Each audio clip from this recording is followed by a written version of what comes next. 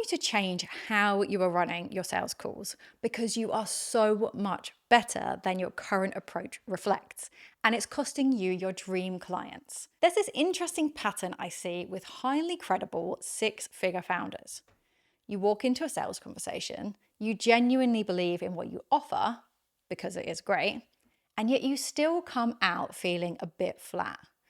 The prospect seemed interested and the conversation was good, and then nothing follows, or you get a let me think about it that eventually fades into nothing. What I want you to understand is that the problem isn't whether you're a good fit or what you offer. It's the structure of the conversation itself, and specifically the role that you are playing in it. In this video, I'm going to show you a different way to run your sales conversations. One that converts far better than pitching, feels nothing like selling, and leaves your prospects feeling genuinely helped, whether they buy from you or not. I'll also share the 2 mindset shifts that underpin all of it, and the one thing you need in place before you can do this. Once you see all of this, you will feel so much more relaxed about closing sales. Hi, I'm Thea. I'm a former CFO and entrepreneur, and for the past 3 years, I've been working specifically with scaling founders, helping them break through revenue plateaus and build businesses that don't depend on them for everything. As part of that work, I've reviewed and helped fix hundreds of sales calls and processes. I have sat with founders going through their pipelines. I've listened back to recordings. I've mapped out where conversations are losing momentum.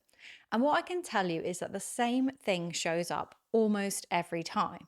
And it's very easy to fix. Before I walk you through it, let me paint you a picture of what I typically see. The founder gets on the call. They are warm, they are personable, they ask good questions, and they genuinely listen to what the prospect is telling them. So far, so good. Then they start offering options. They start softening what they actually think, being careful not to sound too salesy. They might say, it might be worth considering, when what they actually mean is, this is what you need to do. They talk through what they do as a business. They explain how they can help, and then they hand it back to the prospect. What do you think?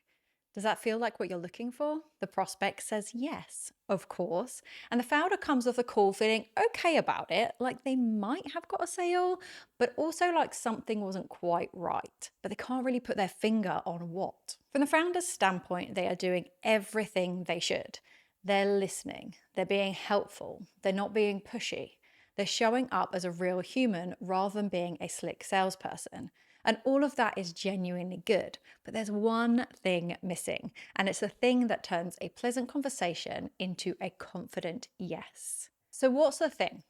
It's this: truly recognizing and owning the role you should play in that exchange, which needs to be the expert, not the salesperson, not the founder, not the friend, the expert, the person who has seen this situation 100 times, who understands it inside out, who knows exactly where the prospect is trying to get to and how to get them there. The best way this works in practice is to use the doctor method. Think about the last time you went to the doctor. You didn't go because you were curious about medicine. You went because something wasn't right.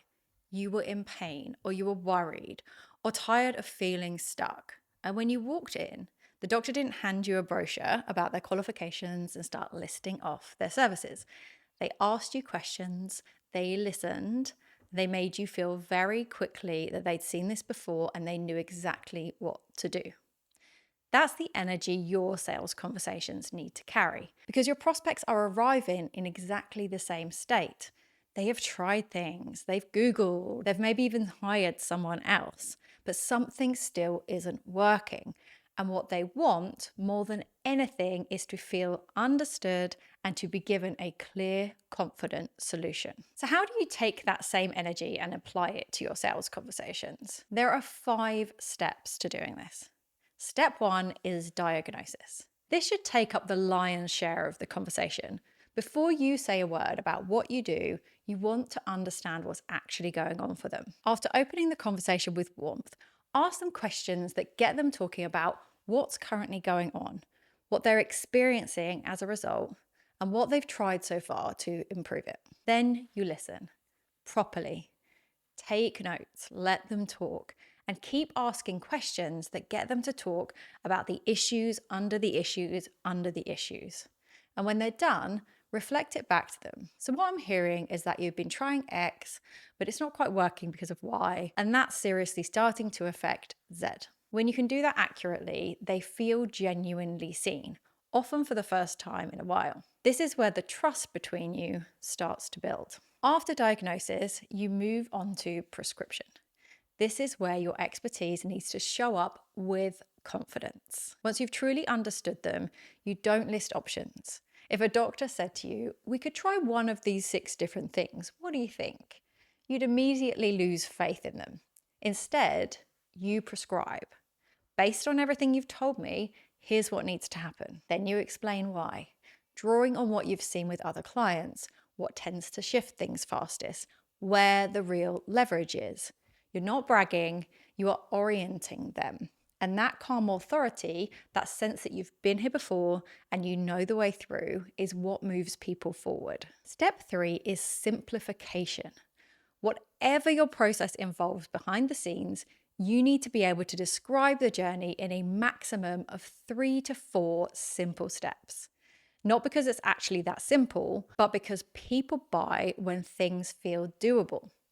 If the process feels complex, it will create hesitation. What that simplification looks like in practice is describing your own solution as 3 to 4 clear steps. Step 1 should create immediate traction. It should feel like relief to them. It's the moment that they know you've got them. Step 2 shows that your thinking has logic and flow, building on that first step to get to the real cause of what's been holding them back. And step 3 is the follow through, the piece that embeds the change and makes sure they don't find themselves back where they started 6 months later. For example, first we get complete clarity on your numbers and exactly where the opportunities are.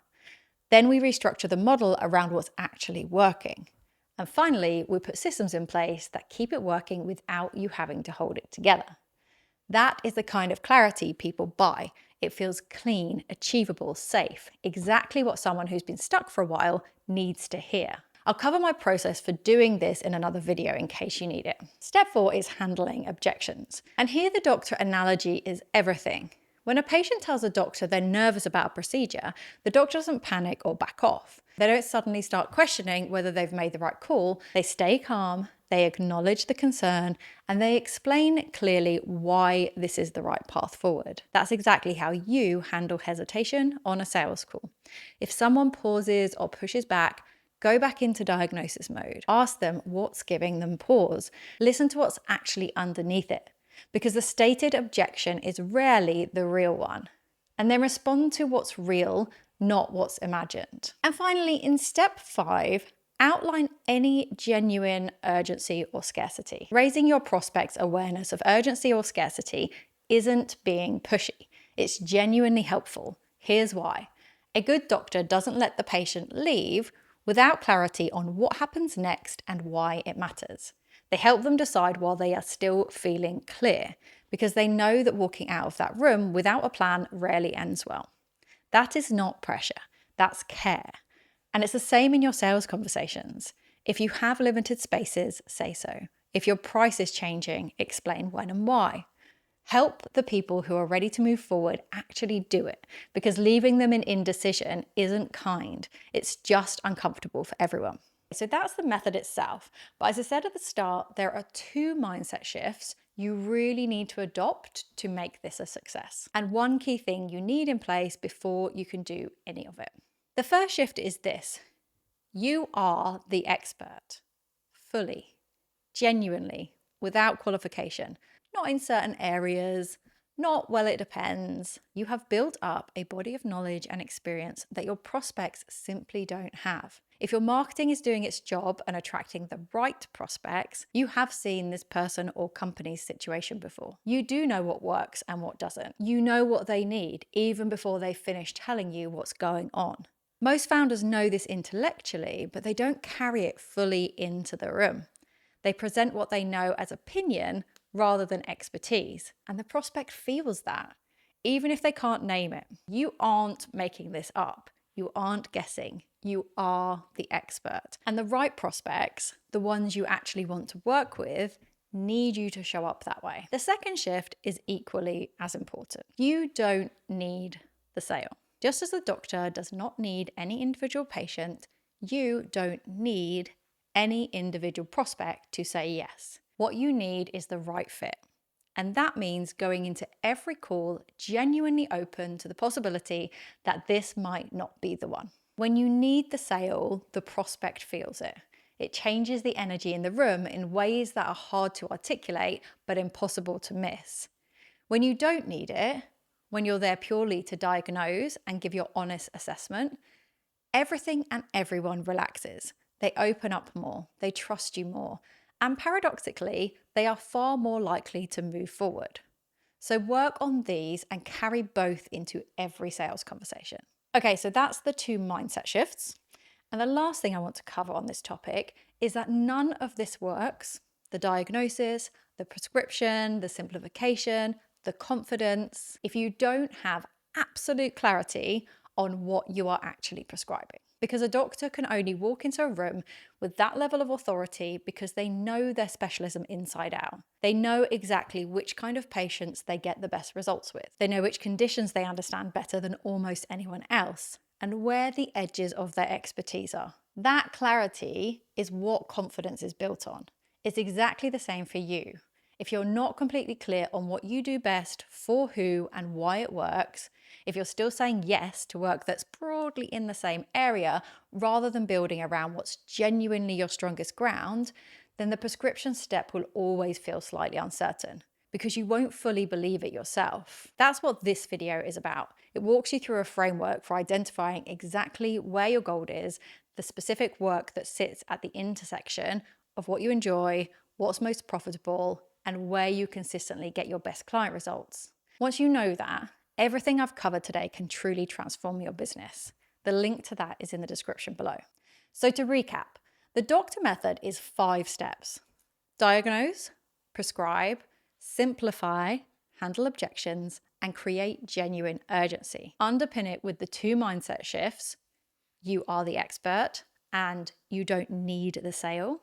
And make sure you know exactly what you should be prescribing before you walk into the room. Do all of that and your sales conversations will feel completely different, both for you and your prospects.